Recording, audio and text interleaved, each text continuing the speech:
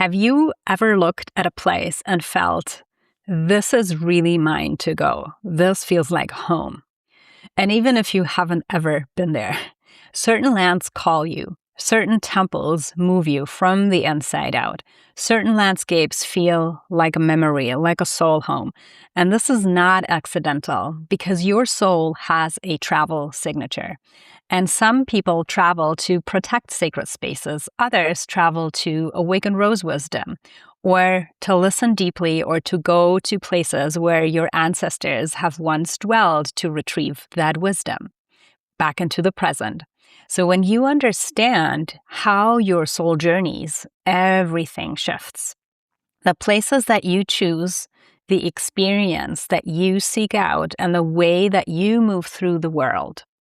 If you're curious where your soul actually travels and how, then take the Sacred Travel Quiz. It's a doorway into understanding yourself and your travel soul signature on a deeper level. The link is waiting for you, so click below.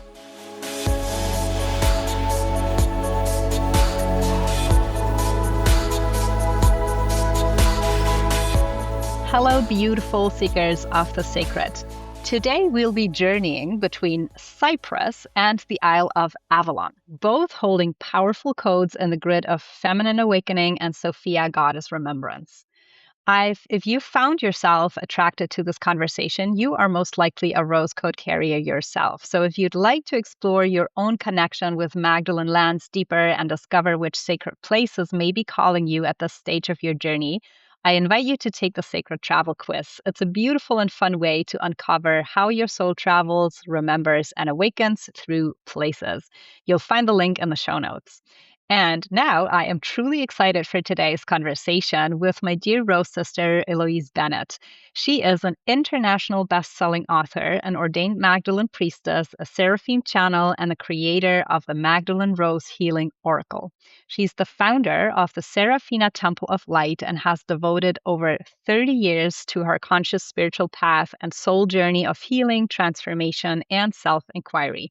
And apart from that, I can say she is just a shining pillar of light. So welcome, Eloise. Oh, bless you, bless you. And it's a real pleasure. Thank you so much for having me on the show. I really, really appreciate this opportunity to be here and share.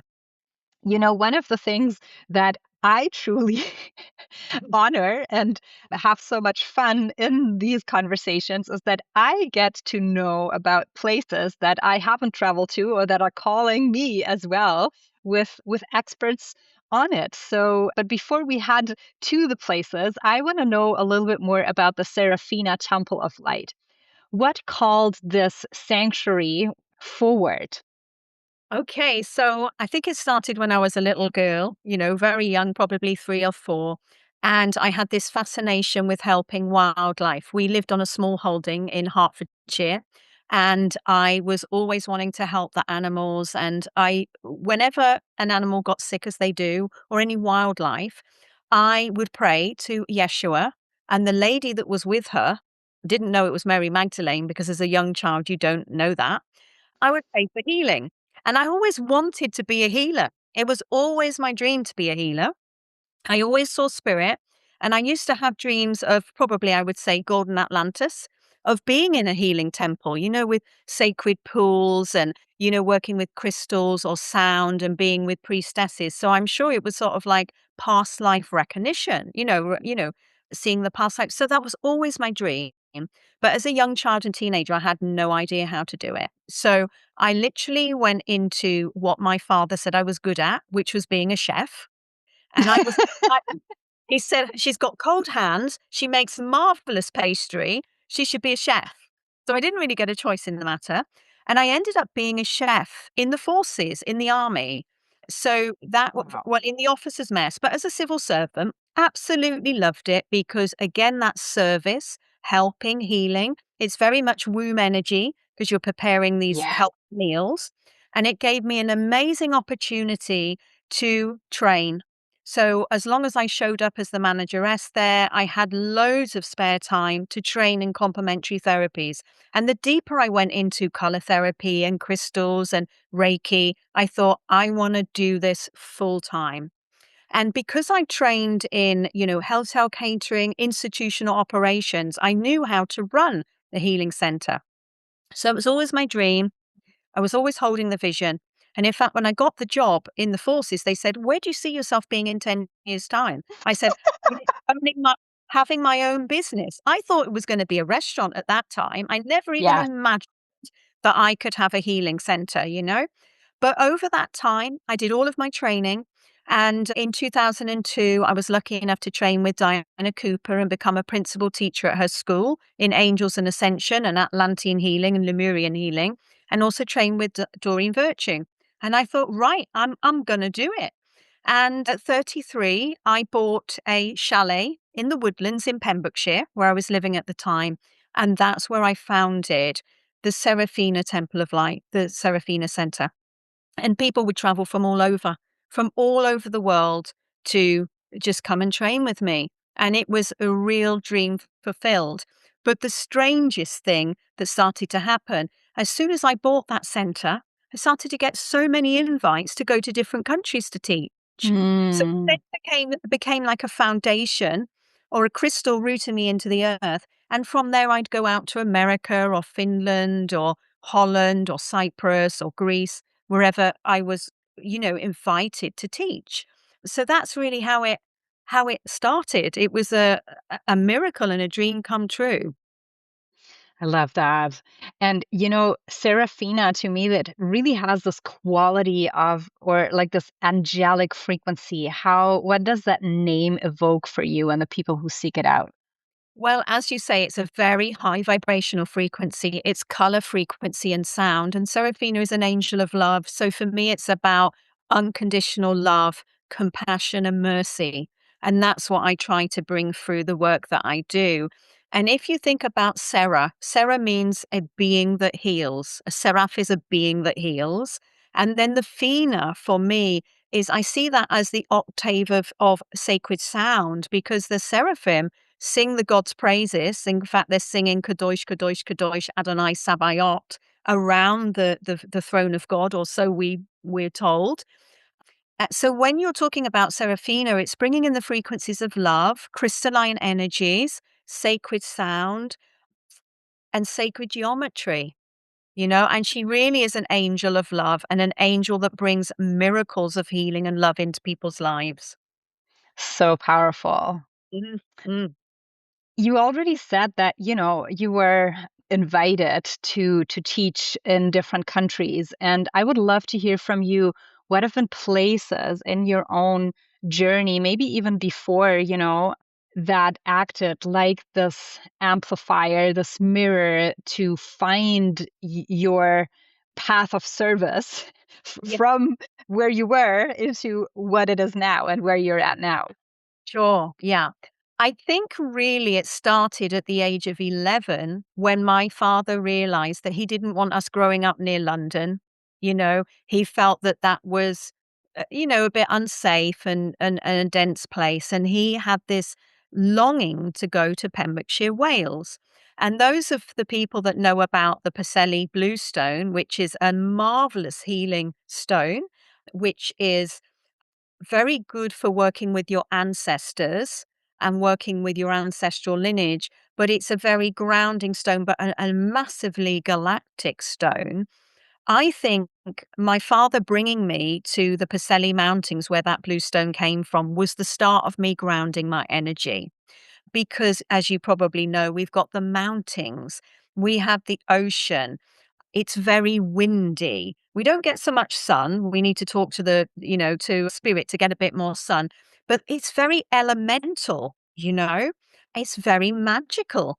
That Celtic energy, the Celtic Christianity, because we know on the Rose lineage that Joseph of Arimathea, Mary Magdalene, grandmother Anna, well, it's documented and we all believe that they spent time in Wales. I lived in Merlin's Bridge near Magdalene Street as a young child. So those No energies, kidding. I know you can't make it up, right? You cannot make it up. And I just thought, oh, what a lovely address. We've got Merlin's Bridge. And, I just thought, oh, how lovely. I'm so lucky. And of course, Saint David was very important in the lineage. So that was the beginning, I think. Although I moaned at my father for taking us away from our friends in Hertfordshire, actually, it was such a wise move for him because that helped me to feel safe and secure in the work I was doing. And of course, I founded the business there. There's such a large spiritual community there, in that area of Pembrokeshire. So I guess my next journeys were to Greece. Greece was always close to my heart. I loved going to the Acropolis in Athens. Whenever I would go to the Acropolis, I would sit there and I would see, the priestesses. I'd be seeing into another realm. The keys and codes from Greece and the Acropolis was very, very important for me. So that was one of the first places I guess I was connecting to. Another very powerful place was Iceland. I found to go to Mm. Iceland was very powerful, and that was when I started to get another perspective on the wee fairy folk, you know, because Yeah. I'd only seen fairies and gnomes and leprechauns that are related to, the Celtic Isles. But when I went to Iceland and I saw their equivalent of fairies, it was a real eye opener. They're little beings because their beings, well, look like they belong in that cold temperature or the volcanic realm. So Hmm. that's a real adventure for me there. I really, really loved Iceland. I found that to be a really amazing space to be, and I'd love to go back there. But I think the place that had the most impact on all of the chakras, I would say, is when I went to the USA. So when I went to Sedona, Interesting. yeah, yeah. When I went to Sedona with my dear friend Sue Palmer, the first thing we did was we went and had an aura photograph done. And I was feeling a little bit depleted at the time. From my heart chakra up, I felt radiant and connected galactically and angelically, but my physical body felt depleted. So we went and had an aura photograph done. And yeah, sure enough, my aura photograph was showing that my lower chakras were depleted. I'd been working very hard and fully optimized.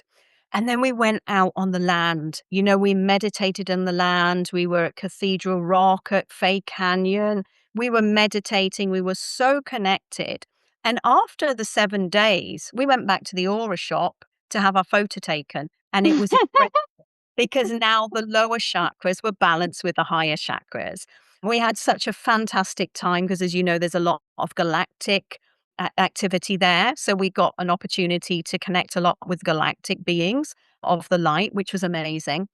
And then the other significant trip that I had to well, there's so many, but I had to keep going back and back was Mount Shasta. Hmm. Because Yeah. me, I mean, I'm living in Avalon, and Avalon is definitely, or Glastonbury is definitely a very heart-centered, interesting bubble, the way people are and the way the world is here. But Mount Shasta was something else. I mean, oh my goodness. Again, the helping the higher chakras, the angelic kingdom, the inner worlds, of the subterranean cities of Talos, many of us saw the beings from Talos, those five-dimensional beings. And I think when you go to places like Sedona, Glastonbury, Egypt, Peru, your frequency rises so much that it's easier to make a connection to these interdimensional beings. And because you go through a purification, you're Yeah. clearer, you know? So Mount Shasta was incredible. And that's where the Seraphim Healing was channeled to me, was on the mountain there. Incredible. Amazing, because I was there on the mountain meditating with Shastina. You probably know, that's what they call the mountain. And I'd already been working with Seraphina for a few years, but she came in, she said, It's time now to make a modality." And I thought, what do you mean? How can I channel a modality? I mean, I was already a practitioner and teacher of many, but for a dyslexic ADHD neurodivergent to have to focus her energy and create a modality. But and the other thing is, the seraphim work in color, frequency, and sound. And that's how I see the world. I don't see the world in from a thinking mind point of view or words, that doesn't really work so well for me. Everything is color, frequency, and sound. So Hmm. how on earth was I going to put the tones I was hearing, the geometric shapes, the colors? How does one put that on paper when you're dyslexic, you know? This is the final call to Heart Womb Oracle, our sacred pilgrimage in the south of France at the mountain of Sambom of Mary Magdalene. And if you have been called to the Magdalene wisdom, the rose lineage, the grail codes of the south of France, then this might be an indication that you want to join us. In less than 3 weeks, we're going to be roaming the meadows, the mountain, the different types of forests. And there are so many things that I could tell about Sambam, but if I would narrow it down to one thing, it is really that the mountain has taught me that levitation is not a concept. It is real, and it is possible for our bodies to do that because it's a frequency thing. And when we come into lightness, levitation, and also other celestial light body technologies get totally accessible to us in a physical body. Now, how do we do that? In order to levitate, to hover, we need to become light, right?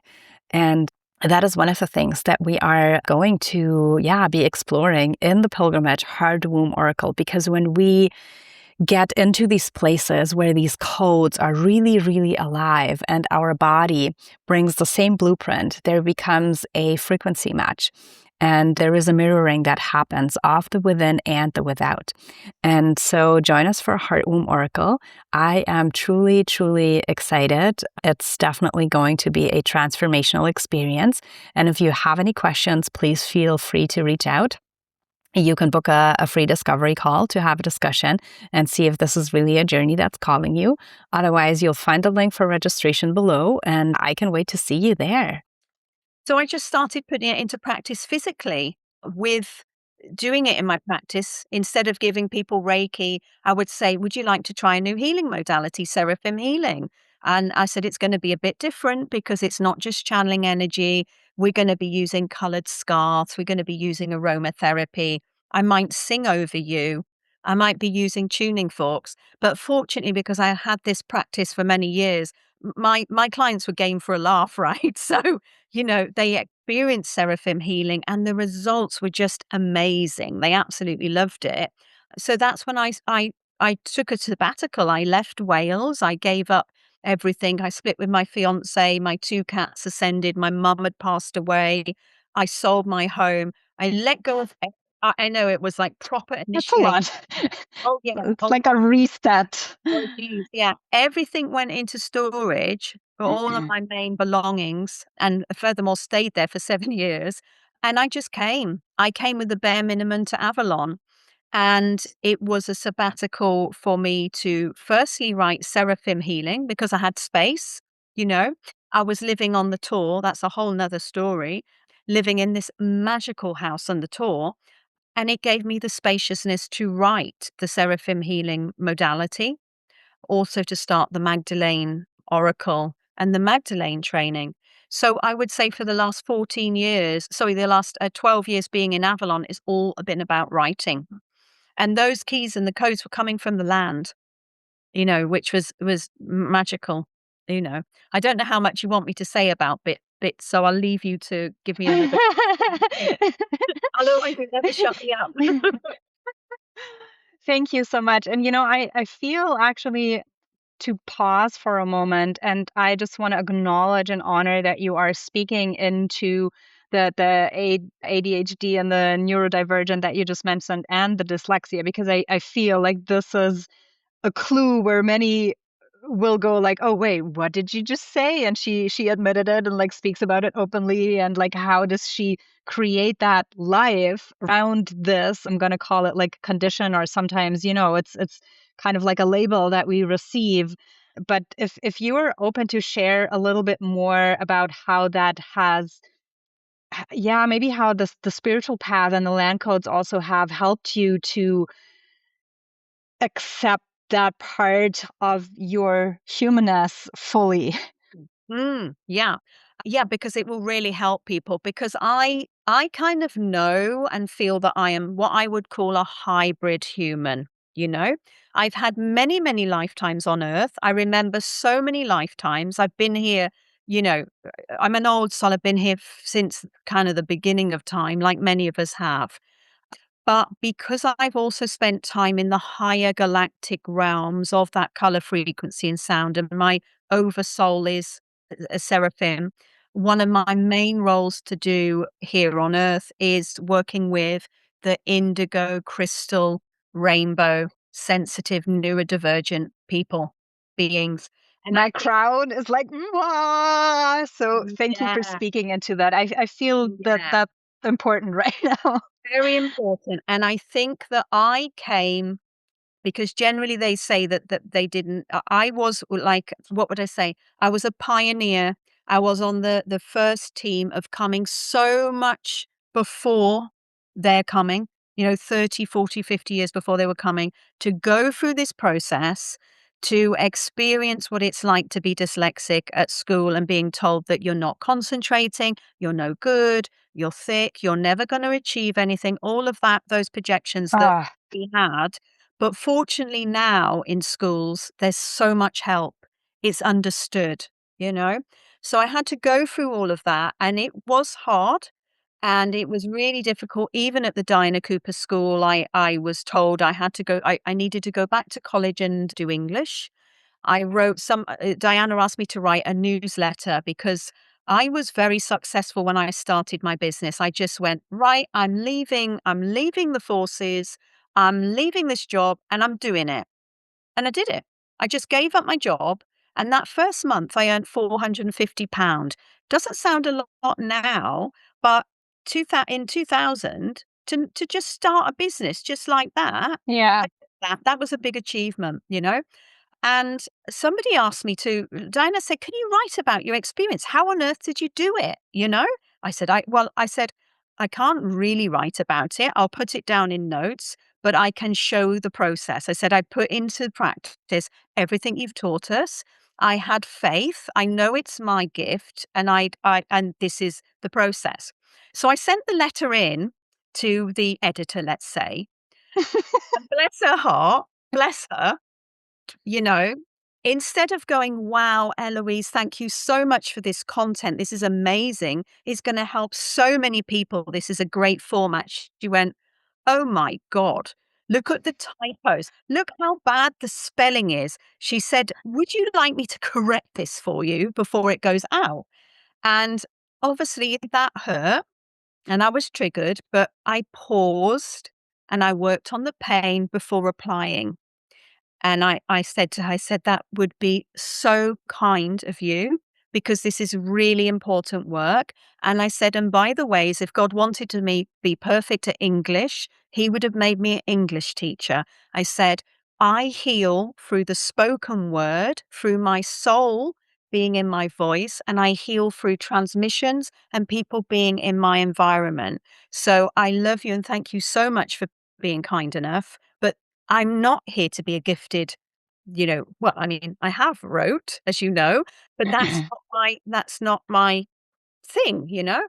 Yeah. Um, so I really had to deal with it. But the more I worked on self-healing, the more I worked on the land, the stronger my connection got to my soul, hearing the voice of my soul, embodying it.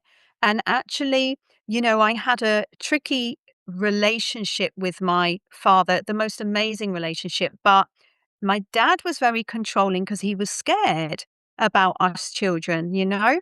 So he always wanted to keep us safe.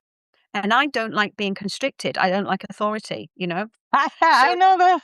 yeah, yeah, yeah. So my dad used to put these rules into which didn't really work for me. But what and my dad always said, "You'll never do that. You can't start a business in healing. You can't be successful in tarot. You can't do that. No one's going to believe you. They're going to lock you up and think you're in and the, I know my dad had a contract. My dad was from Venus. I used to say to him as a kid, "You're crazy. You're an alien. You must be from Venus." Well, he was. It is. He was a very high vibrational being that chose to be a support to my mum, who was Pleiadian, to bring me into the world, to be the right guardians for me. So what my dad did is, from constricting me, I became a rebel. And I got so much of this fire within me, this feminine fire, that I thought, you know what? I don't care what anyone says, I'm going to do it. Right. And that's what really helped me. And that's why my dad was amazing, because, and it was all divinely guided at a soul level. So I got to the space, I thought, you know what? My gift or my disability, but what I've here to share is more important about what people think. And Yeshua used to say, don't waste pearls on swine. Yeah. So there is an audience. And don't get me wrong, I'm not afraid to say I still get triggered. I still get hurt. Of course I do. I have that human tendency. But the blessing and the light I can bring to the world is more important. And I think that's my message to anyone that's neurodivergent, ADHD, dyslexic, autistic, right?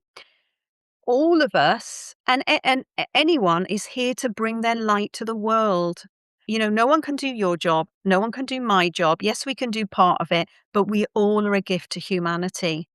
And if you follow your joy, you follow what you love, and you don't listen to the naysayers, you'll get to the space where you feel really happy about it you know? And I don't care. I'm quite happy to say I'm weird and I'm wonderful. But you know what? It's my weird and wonderfulness that actually helps the world. And anybody that wants to do something, there's always help. So, for example, with my Oracle cards, I have the most amazing editor. Lindsay is just incredible. And she went through everything. It was a very slow process, but she held a loving space. She was there through the tears for me. She was just incredible. And if it wasn't for Lindsay, I couldn't have done my Oracle cards. And then when I was in the next project with the Magdalene Oracle book, and the third book now is Seraphim Healing. And I know I can trust Lindsay so much to hold space for me that anything's possible. Hmm. Anything's possible. Doesn't matter that I'm dyslexic or ADHD. What matters is I'm here to help the world. And I don't care what anyone thinks. I really don't. And I think that's the key thing with all of us. Follow your heart, follow your joy. If we desire to be something or do something or go somewhere, we couldn't have that desire if God didn't want us to do it. That is such a powerful message. And I can't thank you enough for really speaking into that. And, also, I mean, the conversation that we had lining up to this conversation that we are having now, I feel the way how you go about this and how you also so openly speak about it, it just makes it also easier for like others to communicate with you, to approach it with an open heart. So thank you. Yeah, I mean, that's one of the things that people say. I'm very authentic. I can't, I get angry, I get upset. I'm normal human, but I'm a divine human like everybody else is. And it's not our spiritual side or the higher self or the soul that needs healing. That bit is healed. It's our inner child. It's the human bit that's been persecuted through eons and that needs healing. And I think that's an important part to remember. We all make mistakes. It doesn't matter how advanced you are, who you are as a spiritual teacher, and even some spiritual teachers that pretend everything is perfect and that they never make a mistake. That's just not real because I agree. it's just I not real. agree. That's how we learn. We've all got tikkun, we've all got a soul correction to do. But if we wait till we're perfect, we never do it. Yeah. We've got to start Yeah. somewhere. So powerful. And I feel now we're like navigating into the land codes because I feel that there is some wisdom that wants to come through also, yeah, from these realms. So you said you live in Avalon and Glastonbury and you travel between Avalon and Cyprus, which Yeah. both hold very powerful codes of remembrance in the lineage of the divine feminine and also certain archetypes. So what would you say is the sacred site medicine of both of these places and how do they complement each other? Okay, so I love this question. So I would say that our rose lineage that we're working with, I call them a desert rose lineage or a scene druid lineage. Okay, that's my remembrance of it. So when we look at countries, in the Mediterranean, or particularly Cyprus or Egypt or Lebanon or Palestine, that's the desert frequencies. So when you look at the desert rose, they prayed by again, the sun was important, the moon and the stars were important, but they prayed honoring and acknowledging the land. Dance was very important to them, whether it was Sufi whirling, using the frame drum, being out on the land in that way, dancing, stamping feet. If you think about the gypsies and when they're stamping their feet, that was the Essene lineage, and they were using water for baptism. Their medicine was essential oils and resins. They were myrrhophores, myrrh bearers, women and men of the sacred oils. And then here in the Western world, we had the Druids. And again, they would honor Mm. the earth, the sun, and the moon. They would be working with flower remedies, essential oils, and tree medicine. Crystals as well were very important. And my remembrance or my understanding is that these lineages would interchange. So the Essenes would come here and the Druids would go across there. And if we look at my group of guides that I have here in Avalon that started to work with me deeper when I moved here, very unexpected, living on the tour, I received the keys and the codes of Grandmother Anna, Jesus's grandmother. And she actually had, or we believe that she had a roundhouse there on the tour, which was actually behind where I lived on the tour. My garden would go up through a Oh. forest, and behind that was where her roundhouse was. So I was walking that land every day, and she started to present herself to me because, yeah, I knew of her, but I was more a Mother Mary and Mary Magdalene. So she started to present herself to me. And Mary Magdalene came in even deeper because we do believe that Mary Magdalene spent time here with Grandmother Anna as a priestess, teaching people. I feel she was a guest. She would come in from other places, whether it be France or Palestine or Cyprus. She would come and she would be the guest speaker for however long. We also know that Mother Mary lived here for a while, or we all believe that, because Joseph of Arimathea was given land here. Some say it was at the Abbey. And Yeshua and Joseph built a home for Mother Mary, which became, they say, this little waffle church became the first church in the UK. And that ministry started, the Celtic Christianity started with Joseph of Arimathea. So we have that Lady Avalon energy, which I believe was a title of through the Mhm. ages. There was a different Lady Avalon. Obviously, we've got the overlighting angel of Glastonbury, but I really feel that Grandmother Anna is an energy there that we might call Lady Avalon, or as an aspect of Lady Avalon.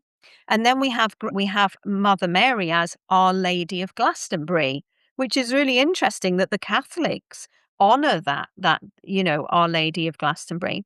So what started to happen is I'd walk the land, I'd go to the wells because I know I was a well maiden, and I'd pray at the wells. I'd learned that by bringing something to the well that I needed to release, to dressing the wells and praying or working with the water, things would manifest. Like miracles. I even getting my house here in Avalon, because I briefly share that miracle. I'd been coming since I was 17, but in 2005 onwards, I spend more time here. And I used to stay at the Divine Light Center. If anybody wants a really gorgeous place to stay, the Divine Light Center is amazing. And when I moved in 2011, I needed somewhere to go. And I spoke to my landlord. He said, "Don't push it, Eloise. Don't push coming, because you have to have an opening in Avalon. You have to be invited. You can't just move here." And so I said, "Well, I think I'm supposed to come." So I went to the Chalice Well, and I prayed to the land. I prayed to Lady Avalon. I did a releasement ceremony. I said, "If you want me here, if I'm meant to be here, find a way," you know? So I walk down Glastonbury High Street and I bump into John and Meredith. And I said, "Oh, I've done my ceremony." He said, "Oh, I've told you before, Eloise, living in Avalon is not like visiting it." I said, "Well, I know either way now something will happen." I think it was nearly about 2 hours later, I get this text from John saying, "You're not gonna believe this." He said, "I've spoke to the guardian of the Divine Light Center, and you're supposed to come there." And he said, "I've got bookings right up until Christmas, but I moved the bookings for you to come." And he's like, "You can have Wow. it from September." And I said, "Oh, I can't come September because I've got Cyprus until November." But that's how it happened. So Lady Avalon invited me in. And as I started to walk the land, living on the tour, which would be a whole podcast in itself, Yeah. going to the Chalice Well, the Abbey, meditating under the trees, the keys and the codes were coming up from the ley lines. Sarai, Sarah on the dragon lines, because, I was on that Michael Mary line. She would start teaching me. And the knowledge and wisdom for the Magdalene Rose Healing course came up and for the Magdalene Oracle. Just that it was just all coming. So Avalon is a very heart centered energy, but it's very grounding. Whereas spending the rest of the time in Cyprus is a heart-centered, very expansive experience. I find when I'm working in Cyprus, there's so much expansion because it's an island. Well, Avalon is an island, but it's a different energy and it seems to work. It is womb as well, but it seems to work more on the heart, the throat, the third eye, and the crown. It's like you can really, really expand. And I think the lesson for me is it's very womb-like in Avalon, but in Cyprus, it's all, you know this yourself, it's about beauty, self-worth, self-love, allowing yourself to sparkle. And I think the climate is another thing. If you see me in Avalon, I'm always in my jeans or wrapped up or on my boots. But when you're in Cyprus, the weather is so light, light and bright. You feel that it just activates your sensuality. You want to be in maxi dresses. You want to be working with that heart energy. You feel that beauty. You're so close to, the areas in the world where you can get all of the essential oils, to be, Mm. anointing your body with the olive oil and the essential oils. You've got the resins. It just, Aphrodite activates that self-love, that beauty, and that, sexuality. And Mary Magdalene does as well. She is that energy, but it's a different energy. And I think also for me, there's a lot of documentation that says that Yeshua, Mary Magdalene, Mother Mary, that they came to Cyprus. For example, Larnaca was where it said Lazarus was, St. Lazarus. So after the crucifixion, it wasn't safe for him to stay where he was because they knew he'd been resurrected and he was telling everybody. So he had to go somewhere safe. And it said that he went to Cyprus and he started his ministry in Cyprus. And they have this oral tradition that's passed down that when Barnaby and Andrew came into Cyprus and they found out that, and Philip, they found out that Lazarus was in Larnaca, which wasn't Larnaca, then it was Kition. They traveled to see him and they said, Mother Mary's going to be so excited that you're safe and you're alive. So they made him a bishop and they went back to, the Holy Land and they told Mother Mary and she made him a bishop's coat and she traveled to Cyprus to bring it to him. And even in my little village, Mazados, where I live, it means breast of the mother. And Mm. they documented it that Mother Mary came with Yeshua. They call her the flying mother, but obviously she came in a ship, Joseph of Arimathea's ship. When she put her feet down on the land, and this is a tradition with many of the saints, this beautiful holy well sprung up in Yeah. that area, you know? So for me, It's that Christ Rose lineage, the Essene Druid lineage. It's in both areas, and you feel that energy in the land here, which of course is the Christ consciousness energy, isn't it? It's, yes, we're honoring Yeshua, Mary Magdalene, and our Rose family, but it's a Christ consciousness energy. So yeah, I had the activations in Glastonbury, but also in Cyprus. And of course, Cyprus is very Seraphim. They even have the surname Seraphim. The Seraphim are everywhere in the churches. And my local church I go to on a Sunday when I'm there is the Church of the Archangels and the Panagia. And it's the Seraphim and Mother Mary. So for me, yeah, I'm just in my element, and it's the closest I feel to that lineage that we belong to, you know. So I highly recommend it. And I would say to people, you know, just coming to Avalon or coming to Cyprus, the gifts in the land is just amazing. Hmm. Walking the land. And a lot of people come to Glastonbury and they go, oh, it's dense here. Well, if you walk up Glastonbury High Street, it's the matrix. It's lovely. We all love going and getting our essential oils and our crystals and our lovely jewelry and things like that. But it's the land that holds the keys where you go to any of these places, isn't it? Yeah. Yeah. And we can literally feel, I have that front of my mind's eye when you were describing it, like those beautiful dresses and the temple columns. And then at the same time, yeah, when you were talking about the tour and the like that emerald landscape and the dragon and everything. So bringing Yeah. this up.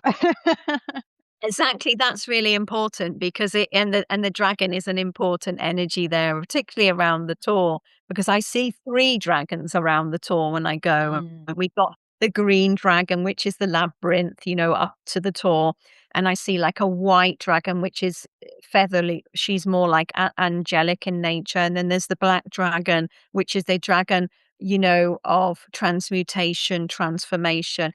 And I think that's another important thing I didn't mention about Avalon. It really is a place of the dark night of the soul.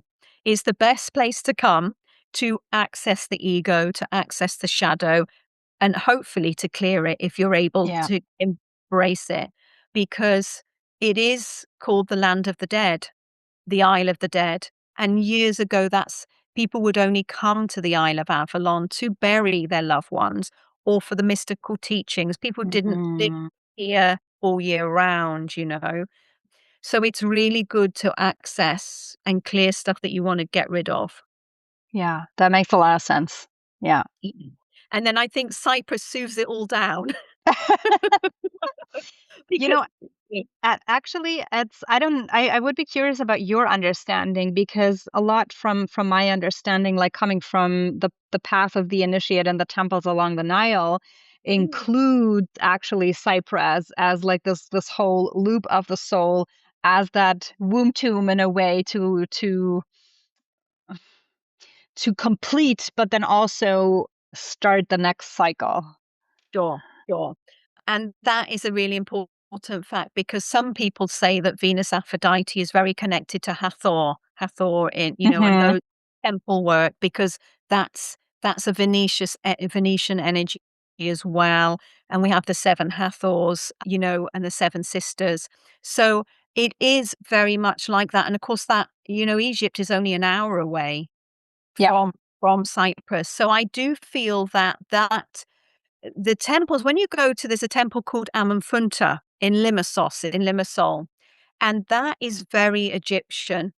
I feel it was an outpost for Egypt, you know, and we know that they trained the Aphrodite priestesses there as well, and they were doing the work of the Hathors. They were singing and dancing and working with the same energies. So yeah, it's very, very connected, very, very connected. And I think that when you're working with the chakra system and when you go through, it's almost like you go through the dark night of the soul, and then Cyprus just smooths it all down, ready for the next cycle Hmm. for sure, I would say. And of course, Cyprus, there's a lot of pyrite, a lot of copper, And most of the land in Cyprus is selenite. Oh, okay. Yeah. So you can Okay. literally pick up selenite from the side of the road. It's on the beaches, it's on the mountains, and you can just pick it up. You know, Amazing. it's a gift coming Yeah. out of the earth.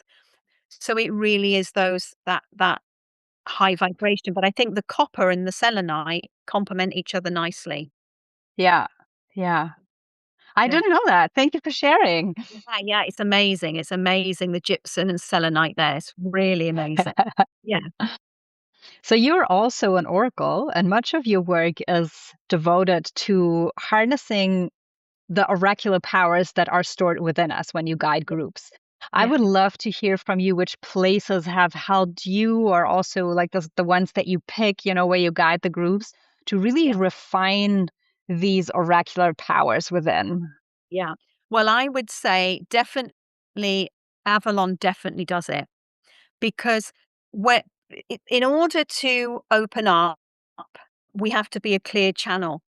And what Avalon does, it works on that womb space or the horror of inner man, and it purifies and clears the waters of the womb. So we have the higher waters and the lower waters. So the lower waters were governed in the last 2,000 years by John the Baptist, which is why he would bring people to baptize them. And then they would be going back to the cosmic womb. And then Yeshua would be baptizing them and bringing in the Holy Spirit. So Avalon clears the womb space, and then from the womb space, you can access that knowledge and wisdom, more so. So I feel that Avalon is a real activation because there's many, well, I mean, gosh, there's so many oracles here in Avalon. So the key thing is clearing the womb, having an open heart. Avalon very much opens your heart, and clearing what we call the third eye or the Christ eye. And when you work with the Magdalene flame in your womb, your heart, and your Christ eye, it's easier to be an oracle. And I think the key thing as well is you've got to be connected to nature. You've got to be grounded to be an oracle. When you're out in nature, you always see, sense, and feel the signs. So, definitely for sure, Avalon very much helps people to clear and prepare them to access that oracular energy. But Cyprus does the same. In fact, in Cyprus, there is I would say, 4-foot high green obsidian crystal, which was used when they couldn't sort of acknowledge Aphrodite anymore and they couldn't be having these big Aphrodite statues anymore. They had this beautiful green obsidian crystal, which represented Aphrodite to them. But it was also used by oracles, and it's really big, and you can go there and ask the crystal for a message. So I take groups there, and I probably shouldn't be saying this, but I'm honest, so I'm going to say it. So when I go to the temple, I go into the temple space, and at first they go, Missy, no touch stone. Well, you can't say to Oracle, don't touch the Oracle stone. I know. Just do not say that. But now what they do, they go, Missy, no touching the stone, but I'm going for my lunch break now. So if you and your group touch the stone, please don't put it on Facebook. So they kind of give me permission to take the groups in to work with this obsidian oracle. And, they're like, oh, it's you again, you're back. And the last time we went, they even let us all sit around the oracle stone and connect to it. And that Mm, is a really magical experience, yeah. you know. And, I think if you have an open heart and providing you remove the vows, because many of us have made vows not to see, sense, feel, or be oracles or witches or warlocks or whatever you want to call it, because it's resulted in our death in so many lifetimes. We made vows never to do this work again, you know? So when you remove the vows and the contracts, and that, you know, all of our grandmas, they'd say, oh, you can feel it in your waters, or you can feel it in your bones. It's natural for everyone to be intuitive and be a healer. And if you're connected to the earth and you're connected to source and you're protected, because you've got to make sure you're protected so you're only bringing beings of light, it's really easy to open up, you know? Go Wherever ahead. there's a node or sacred site, it's really easy, you know? Yeah. Yeah. Well, Sorry, once we had you a bit of open the a channel, yes. yeah, I exactly. agree. That is Mm. so powerful. And that's one I of want to, no, go ahead. I was gonna say, and that's one of the things that I teach people to be, is to be an oracle. That's something that I offer. If anybody is interested, they can come and learn to do that with me. Yeah. Yeah. Yeah. Yeah. Which is at the time being, I feel, one of the most powerful things that we can remember, to go back to this technology and the powers and the gifts that are within, and use them in service for, yeah, for humanity on the earth.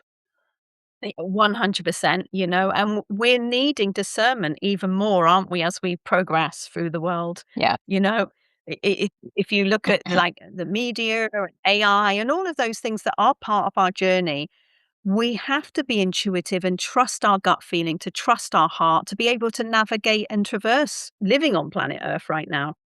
Yeah, so much.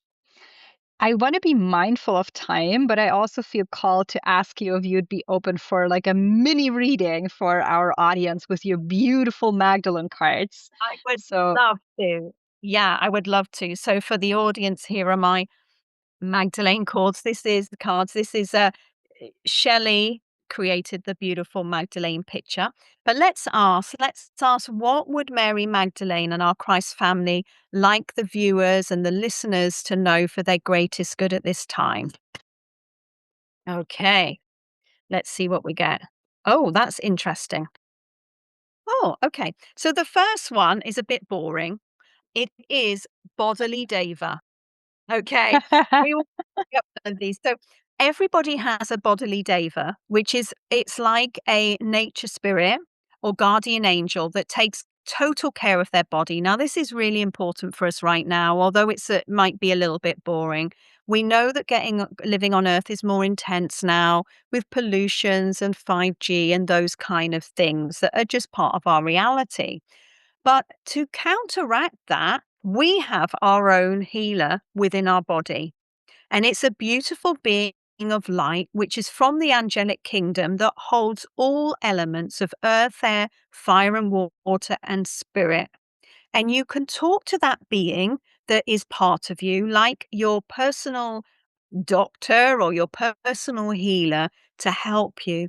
So, whenever you're suffering pain or an allergy or anything that's going on in your body and you're not sure what it is, you can particularly go to nature, sit in nature, and ask your bodily deva.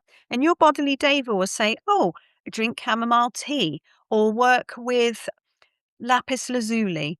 Your personal angel will help you with that. So I know that people are having a lot of ascension symptoms right now and unexplained symptoms that sometimes doctors can't fathom out, but your bodily deva will be able to let you know what to do.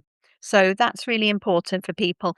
It will show us a fairy or a little mermaid or a little gnome, because it will be coming from the elemental kingdom. Some people have a little butterfly or a ladybird, you know. So that's the bodily deva. The next one is amazing, the diamond flame.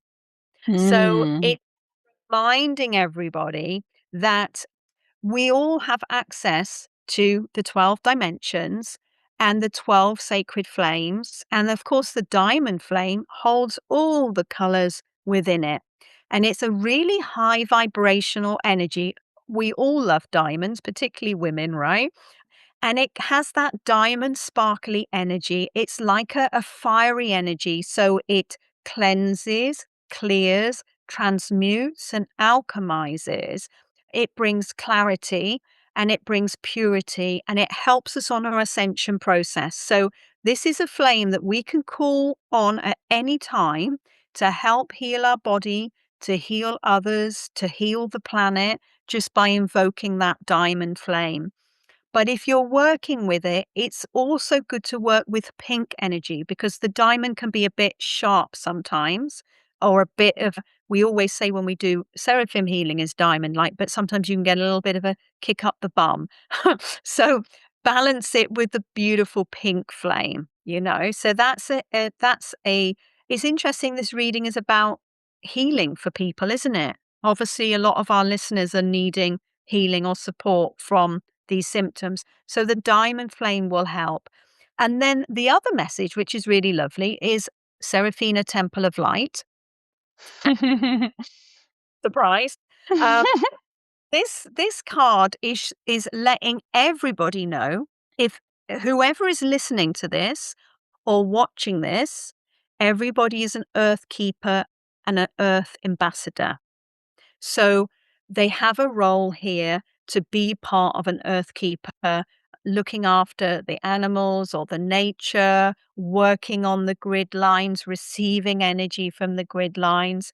And also, surprisingly, everybody that's on this call is also working with the seraphim angels. Okay. So this is all about ascension. The diamond flame is also about ascension. So they have seraphim angels available to help them and to support them.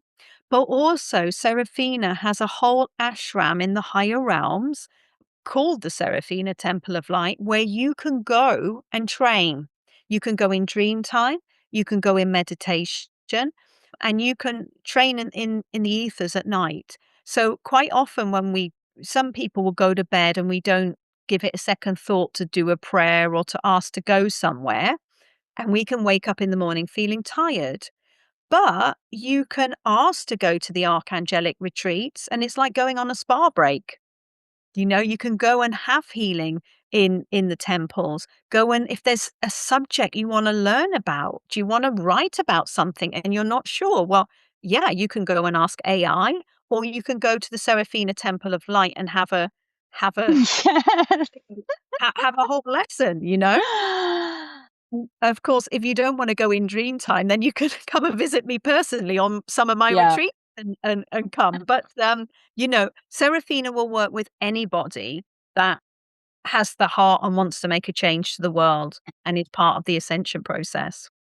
So, Thank you. That was everybody, beautiful. Thank you uh, so much. my pleasure, and I love the theme that came through, and Yeah. I feel the message, if anybody's going through anything painful or uncomfortable at this moment within the physical body as they're becoming more crystalline, just know that it's a natural process, and the more they go to the earth, the more they drink more water, and that they can meditate in their heart, turn the phone off, you know, rather than doom scroll, go to the nature, they get through it, because I feel there's a lot of viewers that are maybe having a few strange symptoms. Literally last night before going to bed, I was just messaging with a friend and we were exchanging how there is a lot of collective pain moving through our bodies. So it's on point. Yeah, brilliant, brilliant. Yeah, it really is, isn't it? We're really feeling it collectively. Yeah, Always. yeah, yeah. Thank you. Oh, my Well, pleasure. Eloise, it's been such a pleasure. I could talk to you forever about these things, and there's so many more things that I want to talk about Cyprus and Avalon. So I feel that we have to do this more often. I agree. Yeah, Um, yeah. but tell us, where can people find you? What are your upcoming offerings and retreats? Okay, so the best place to find me is eloisebennett.com. That gives you a backstory of everything that I do. I'm also on Facebook as Seraphina Temple of Light, and Instagram is Magdalene Rose Healing. But my upcoming retreats, one I'm really excited about, is the summer solstice here in Glastonbury. I have 2 spaces left, and it's the the Rose Priestess retreat, so that people can just come and be absolutely nurtured in the frequencies whilst learning about their womb and being a miracle and learning some Aramaic. We'll be doing the Aramaic rosary and a Shabbat, and we're going to be walking the land. We're going to all of the sites that I've mentioned to receive keys and codes and really immerse in that. We're going to be in the beautiful boutique hotel, which is the Magdalene House Hotel, which used to be a convent. So it's got really amazing magical energies. So that's the biggest one coming up in June. And then in November, I have the Holy Cross retreat where we're going to be in Cyprus in my temple space there. We're going up to Omedos, where part of the Holy Cross is that Saint Helena brought from the Holy Land. And then we're going to be going over to the northern side, Mm.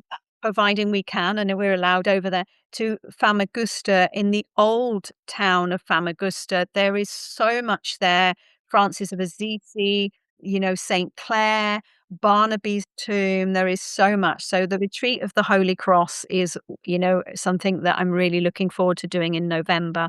But viewers can reach out to me. What I love to do is I'm very fluid. I don't really plan so much because I don't need to. I'm fully optimized at all times. God just sends people to me. But if people see something they like, they can either arrange a group and I can come there, or they can say, "Hey, could you put this course on for me?" And I create a course and then more people come. And I also have one of my favorite things to do is my bespoke Avalon package where they come, Hmm.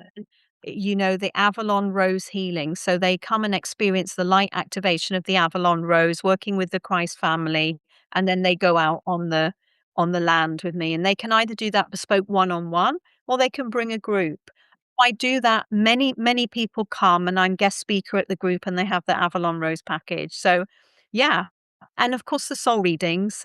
I think we mentioned if anybody from your viewers or your community would like a soul reading, they'll get £100 off and they can just use the did we say Sacred Travel as the code? Didn't we? Sacred travel is the code. Yeah, that is so sweet that you're doing this. Thank you so much. We're going to be putting the code below. And if you are booking a soul reading with Eloise, it's almost half price. So that is so generous. Yeah, Thank yeah, you. it is. Yeah, it is half price. Yeah, so yeah, I'd like to offer that. And for everyone that wants to get hold of me because of the dyslexia and the ADHD, best way is always WhatsApp. So if people That's WhatsApp good me, to mention. yeah, they'll hear back from me probably. I would say within 48 hours if I'm off work, but if I'm in work, they're here, and that's the quickest route because emails, yeah, not so good for me. Ah, I am so fulfilled. Eloise, it's been such a delight to have you. Thank you so much. It's been an honor. Thank you so much. And I know we'll probably do a few more because there's so much more we could share, isn't there? I have a feeling we will. Yeah. I'd be Oh, delighted. Yeah, thank you. thank you so much. It's a real honor. And thank you everyone for taking the time to watch. And I look forward to, meeting some of you and working with you in the future. Thank you. So much love. Thank you, everyone, for tuning in. And before you go, if today's conversation awakened something within you, whether a deeper connection to the divine feminine, the rose mysteries, or a longing for sacred lands that have been calling your name, then I invite you to really follow that thread because the places that call us are not random. They often carry the codes and the keys for our next chapter of growth, healing, and remembrance. So if you're curious to discover which sacred landscapes may be part of your own journey, then you can take the Sacred Travel Quiz and you find the link in the show notes below. May you remember that you are a starfire incarnate, and I'll see you next time.